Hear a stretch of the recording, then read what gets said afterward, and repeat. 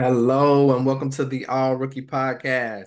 Today is May 8th, 2024, and I'm your host, William Harris, aka William is Bill. Great to be back with you guys, and it's the most exciting time of the year if you love the NBA draft. Today, I'm going to hit you with my top 10 prospects in this year's 2024 NBA draft, and I can't wait to show you who I have on this list. It's going to shock you and surprise you. You all know I don't follow trends. I scout with my own eyes. If I'm wrong, it's going to be wrong because of what I saw. I have no outside influence. I'm not getting paid to put people in the top, whatever. So, this is how I truly feel. But before we get into that, I want to say congrats to Victor Wembanyama on winning the 2024 2023 NBA Rookie of the Year award with an incredible season, averaging 21 points, 11 rebounds, 4 assists, 1 steal, and 3.5 blocks per game. That was just ridiculous. Hands down, Rookie of the Year, one of the best Rookie of the Year seasons in a long time. And funny enough, that's not enough for him. He said he did not meet expectations. He should have been better than he was, and he plans to be better next year. So that's all you can expect from Victor Wembanyama. I hope he continues to do that and hit all his goals and dominate the league. And like I'm sure he will. Second on the voting was Chet Holmgren. I felt if it was a tie, it should go to Victor, but Chet was second anyway. And Brandon Miller was third with a great rookie season that a lot of people were surprised by. Most people thought he would be in the 5 to 10 range, but he had a really good rookie year as well. Now, I figured this is perfect timing to show you my top 10 prospects coming up in the draft with the draft lottery coming out March 12th. That's very soon. But I want to get these 10 out first. It's not going to change my rankings, but it'll be more for me to present to you next week. And then the NBA draft, if you're not aware, is coming up June 26th. So now I'm prepared for all the backlash.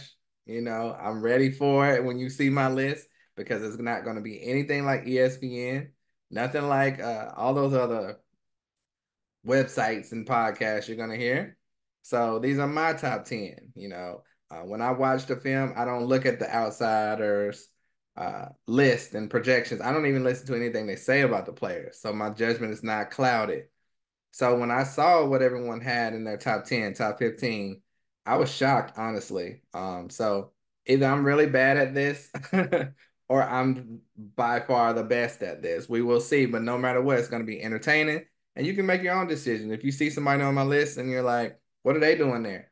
Check the film. So don't just go by what everybody is saying, but I truly feel I have the best top 10. All right, let's get straight to it. And starting off at number one is going to blow your mind.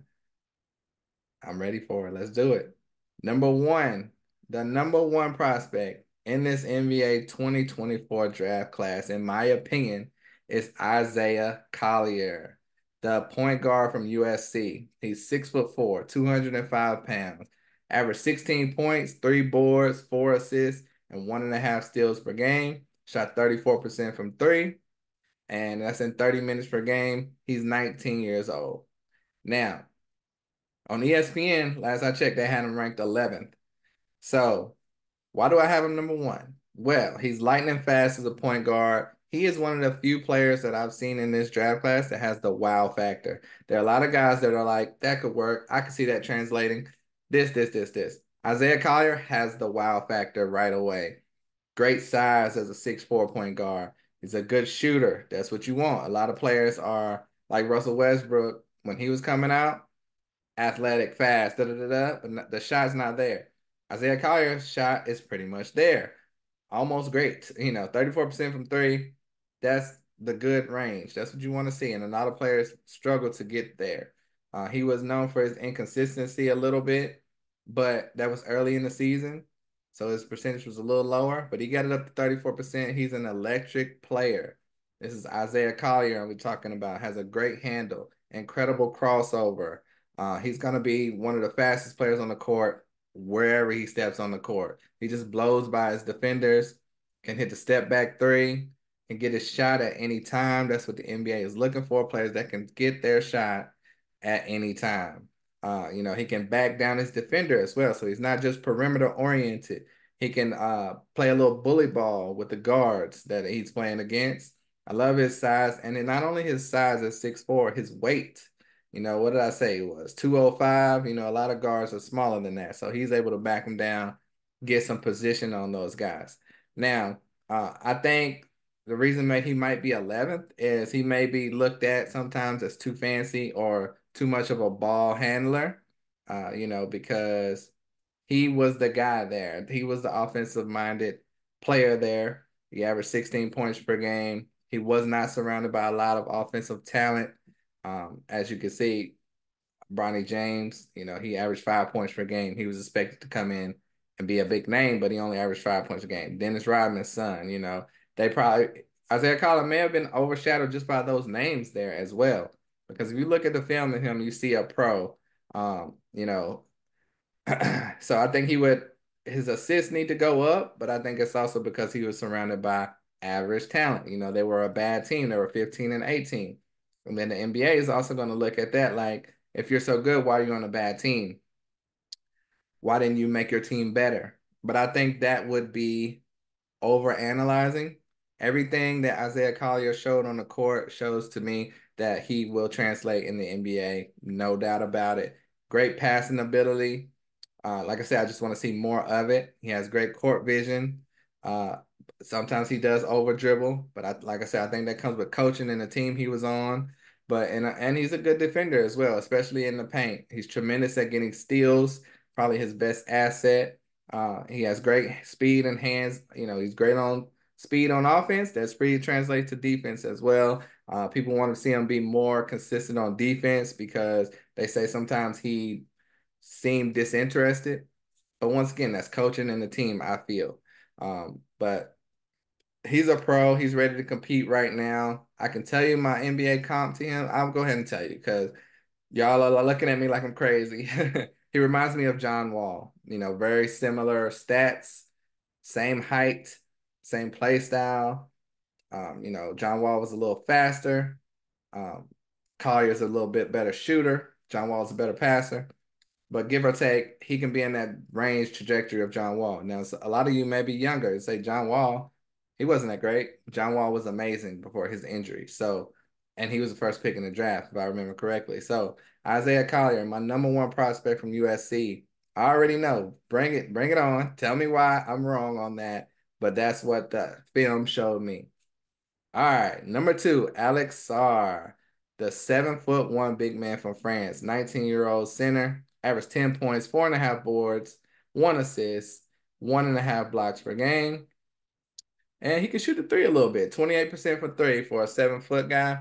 You can't complain about that at all. Now you say 10 and 4 for a center going second. That's not great stats, but he only played 18 minutes per game. So, internationally, sometimes it's rough out there. So you got to do a little bit more projecting. Like I said, Isaiah Collier was a sure thing to me. A lot of these guys are going to be projecting because of their skill, their size, their tape. Alex Sarr has touch on his shot, which a lot of big men do not have. He has a nice turnaround shot. He can put the ball on the floor, get his own shot. Has some surprisingly nice moves for a big man. Moves very well for his size, can put the ball on the floor anywhere, can put his head down and get to the rim, can shoot the three with confidence. And I feel that he can get better. I think we're only scratching the surface with Alex Sarr. He was a player that I was trying to avoid. I don't want to see nothing about rookies till the season's over. I kept seeing his name over and over and over, and I was like, I like what I see. And like I said, he's only 19, very bouncy. In the NBA, he should be able to get rebounds and putbacks very easily. He's 70% from the free throw line, so you know that shooting should translate. Love the way he cuts to the rim. Very athletic and fluid for a 7'1" guy. That's important. I don't like to see just those rim runners that are stiff. He can move well. And he can pull up and shoot the J. That's important to me.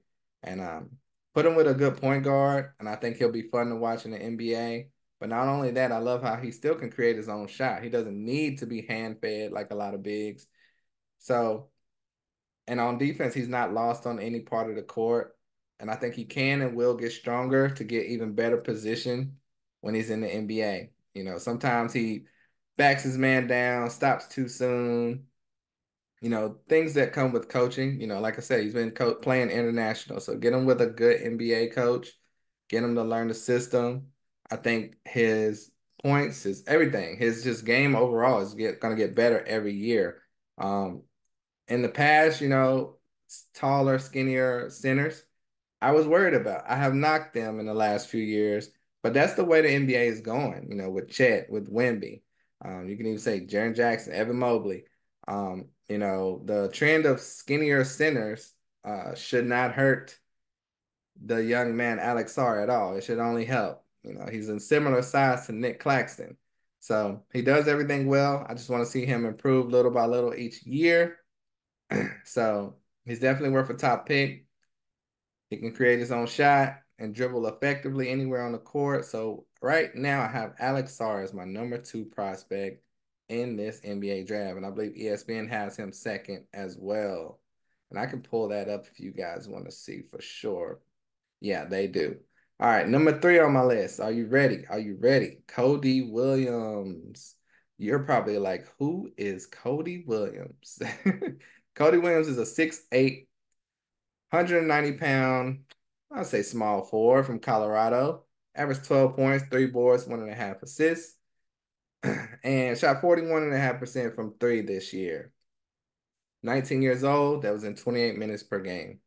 He's a very long athlete, a little raw with his movements, but a good shooter, has good ball handles. He's listed at 6'8", but he looks like he's 6'10" out there on the court. He's so long. He can create his own shot, and this is Cody Williams we're talking about. A little struggle going left, so he needs to tighten that up, but he can get by his man, and he usually finishes with the layup pretty easily. Or the runner. So it seems like he's only been playing a few years, so that's where you can see the projections coming in. That's why a lot of people may not have him in the top 5. But for me, what I see on the court, I see that translating to the NBA, and he's only going to be better in the NBA. When he gets coached up and learns more moves, that'll get him easier buckets. And I think he can be really, really good. He takes a lot of tough contested shots in the paint. He probably should pump fake or create space better. But like I said, I think he'll learn that.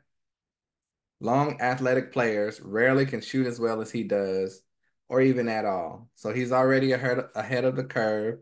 Finished with a lot of layups, scoops, and finishes going away from the basket. So with size and experience, he should be able to finish stronger or more effectively in the NBA. He can drive and pull up for the J, hit the spot up 3. He can do everything. He's everything you want in a prospect. Has the height, the youth, the shooting ability, and the ability to create his own shot. He just needs to polish it all and get better every year and become more dominant, and you can have a star in Cody Williams. Now, he's not Brandon Miller, but he's in the same vein as Brandon Miller, in my opinion. So he should be successful the same way Brandon Miller was this year. Moves his feet very well. His size and length help him to contest shots. So he'll be an asset on the defensive side. Very good defensive player. He hustles too, gets steals playing the passing lane with his long arms. So I think Cody Williams is well worth a top 5 pick. He's my number 3 prospect thus far. Now, there has been talk about his injury, and when he had the injury, that caused his game to decline a little bit. But as long as he gets back to 100%, there's not going to be an issue.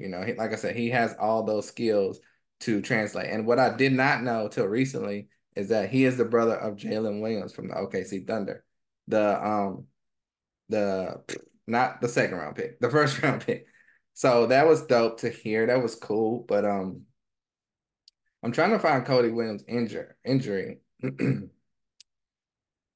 But I can get back to that on another episode if I can't see it right now. No one wants to talk about it. Anyway, they mentioned his injury, but as long as he's 100%, top 5 prospect for sure. I have him at number 3.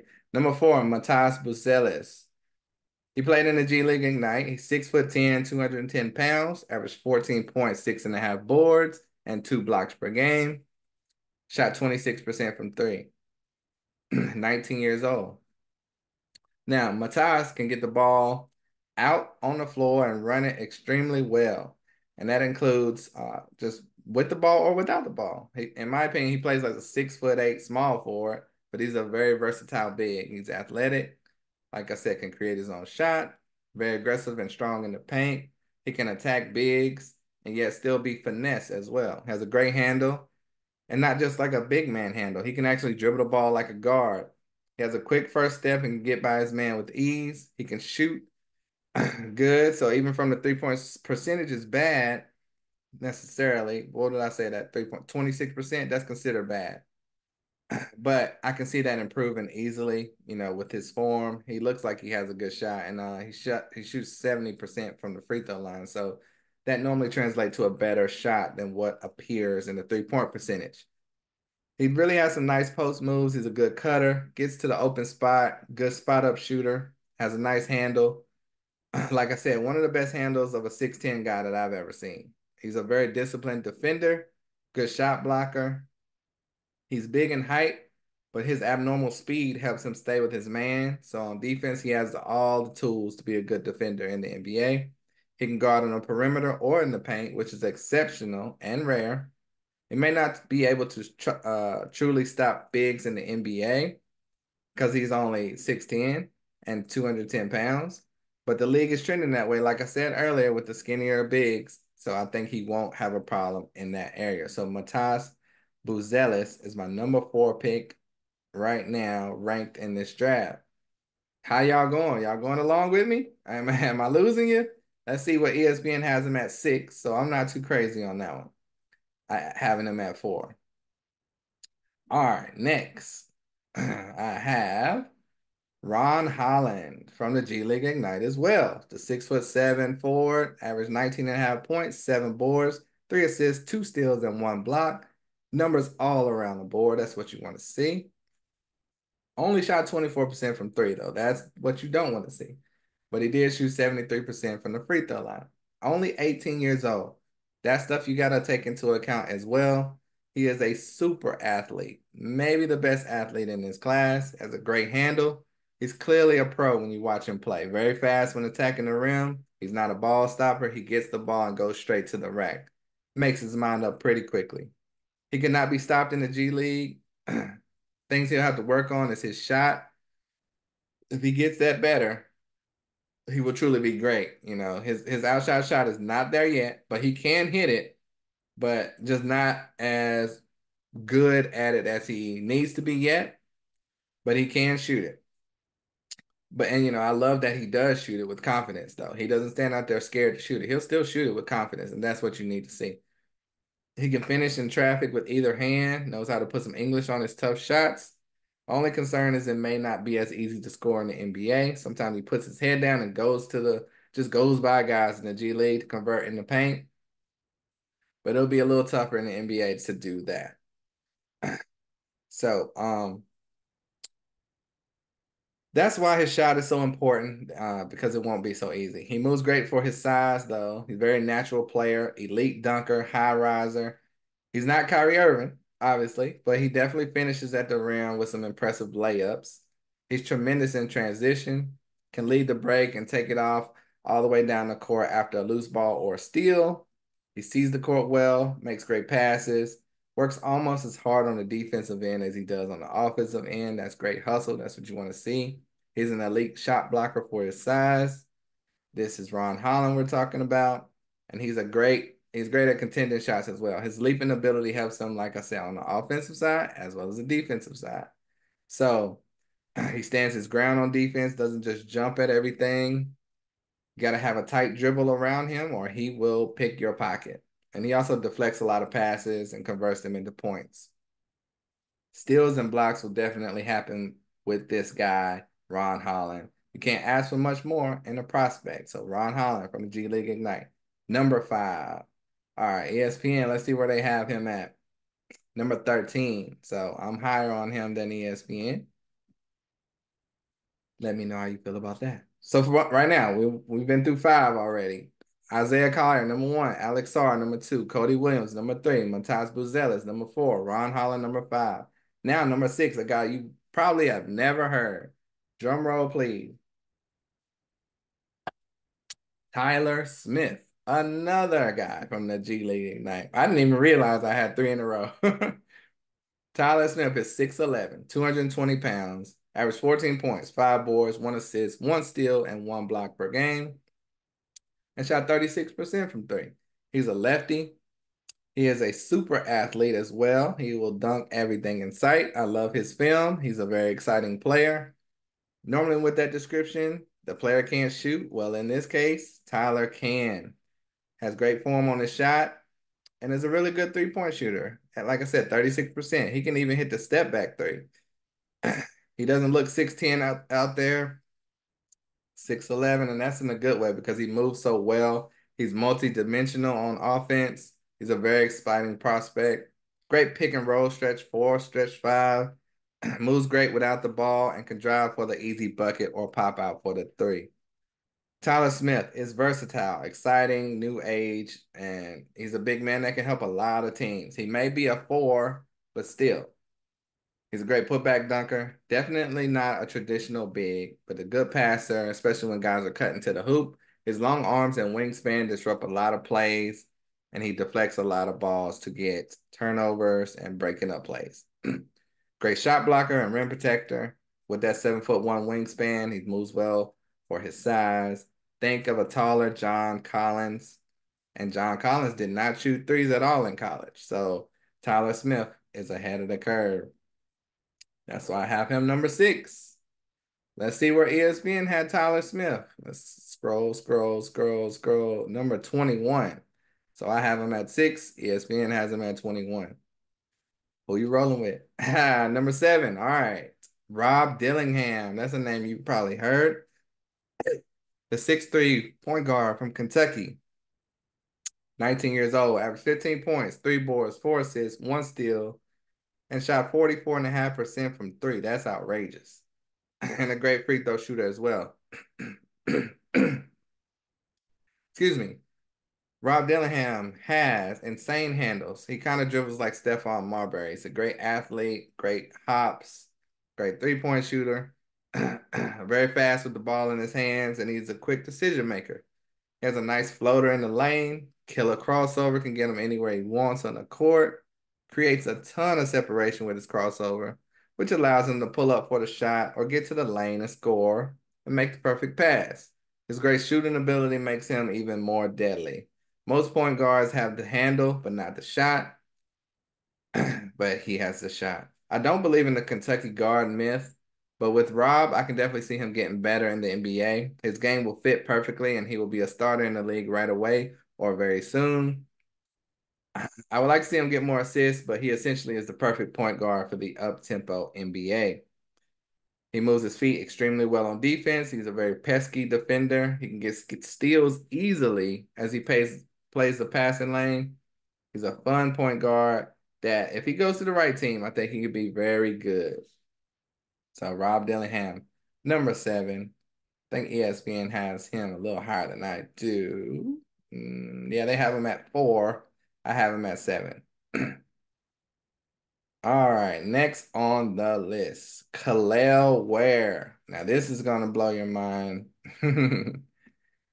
Let's go. I'm gonna go ahead and show you where ESPN has him right now. Let's scrolling.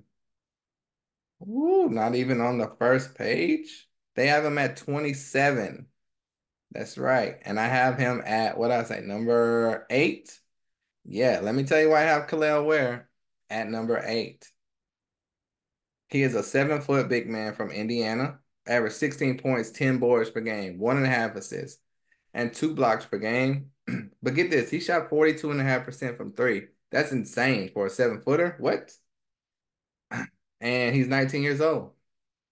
He is a very impressive big man that I think everyone is sleeping on. Because like I said, they got him ranked 27. Unless I'm missing something.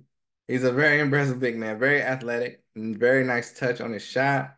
Great height, great length. Great height, great length. And like I said, he can even shoot the three. Many bigs that play like him can't shoot.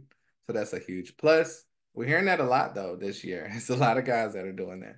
But he provides everything you want in a modern day big. The skinny center is the thing now.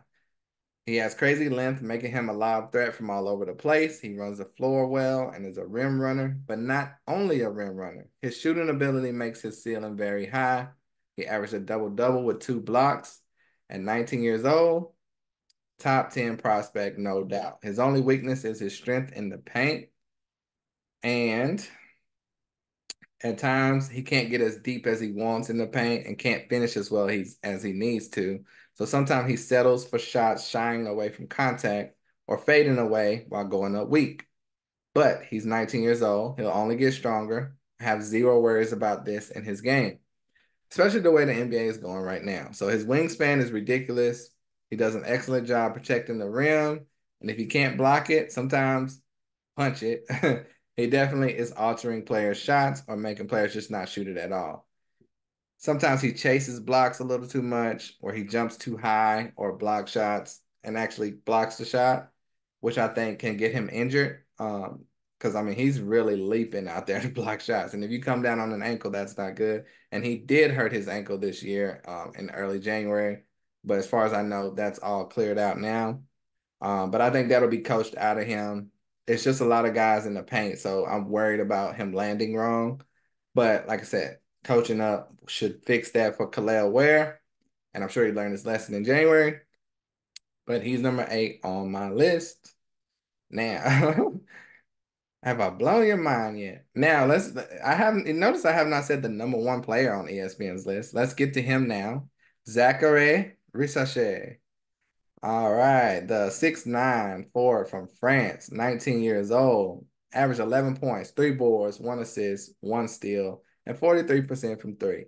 So the number 1 prospect on ESPN is my number 9 prospect because he's a really good shooter. He plays a lot on the perimeter, so it's like he's playing smaller than he actually is. He loves the one quick jab step to create space and get his shot off, finishes with a lot of finesse at the rim. He honestly plays like a shooting guard a lot of the times, but he doesn't really play around with the ball. He's very decisive when he has it, moves always very under control. He could be looked at as slow. Some would say methodical, some would say slow. I just wonder if he'll be able to access the lane in the NBA with his slower pace and movement. He also avoids contact in the paint. So I'm happy with him as a shooting guard, but not ready to play the 3 or the 4 in the NBA, in my opinion. And that could be a problem at 6'9", you know what I mean? And this is on offense. So then that's a whole nother story on defense. Uh, but he moves well without the ball, deadly when left open or has space, always makes the right pass. He's an unselfish player. Not really an assist man, hits the 1 assist per game, but definitely not a number 1 overall pick, in my opinion. He plays like Grady Dick a little.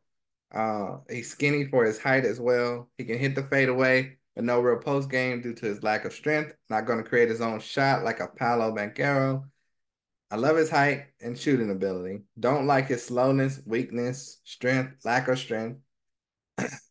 But he guards well and moves well on the perimeter, especially for his size. But that's against international talent. We'll see how that translates to the NBA talent, which is a little bit faster, which is a lot faster. But if he gets beat, his length has helped him internationally to recover and contest shots. He has active hands and plays the passing lanes well, which helps him get steals and deflections. I don't see him translating as a do everything type of player. He probably will get in the NBA and play his role very well. Like I said, similar to Grady Dick. But Grady's first step is a little faster, but Zach is taller.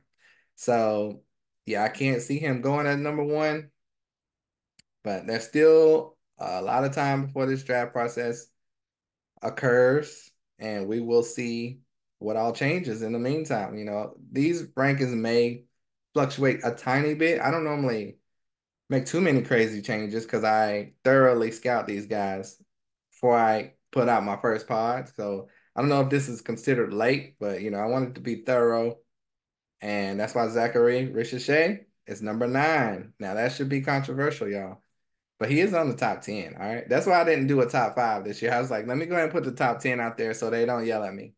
Now, speaking of that, let's get to my 10th prospect, which is also going to blow your mind because he is ranked 33rd on ESPN's top 100. So, yes, 33rd. And he's my 10th ranked player. That is, so either ESPN sucks or I suck. So we will see. Tell me what you think about Terrence Shannon, the 6'6" shooting guard from Illinois. One of the highest scorers in college basketball this year, averaging 23 points per game, 4 boards, 2 assists, 1 steal, and 1 block per game. Now, he shot 36% from three, great free throw shooter, and he is a senior, so that's his only knock. He's probably 21, 22 years old, and he averaged 17 points per game as a junior. So he could have came out last year, but he decided to come back, and I think he should be rewarded for that. He's a lefty. He's an elite scorer. He flashes on the screen, especially when driving to the basket, makes incredible passes, very explosive to the rim. Sometimes a little too explosive and it gets wild at times, but he's a super fast athlete, always attacking. His speed is unusual for a shooting guard. He moves like a point guard fast. Not just a regular point guard, like your guy from De'Aaron Fox, fast, which makes him hard to contain. He can blow by you. If he stops, he can pull up and hit the J. He can get a shot anytime. He's a high riser on offense, which helps him on defense as well. Great at chase down blocks. If his man gets by him, his speed allows him to catch up and contest the shot or block it. Has the speed and athleticism and the shot to translate. So there's no reason Terrence Shannon should not translate, in my opinion. He has a weird shot, kind of, because he has no follow through on it, but it works for him. The NBA may do something to tweak that, and that could be a positive or a negative. They might just want to leave it alone. But very quick first step and crossover, can hit the step back three. His concern are his age. Why did he take so long to come out as a senior? Is he bullying freshmen and sophomores? So that's frowned upon by the NBA, and also he was clearly the man at Illinois. So he had the keys. He could do whatever he wanted. In the NBA, will he have that role? If he's not drafted high, he will not. So then if he's not the guy, what is he going to be? Will he be able to fill a role to stay on the court? So it's really hard for shooting guards to come in and be the guy. I mean, look at Jalen Green.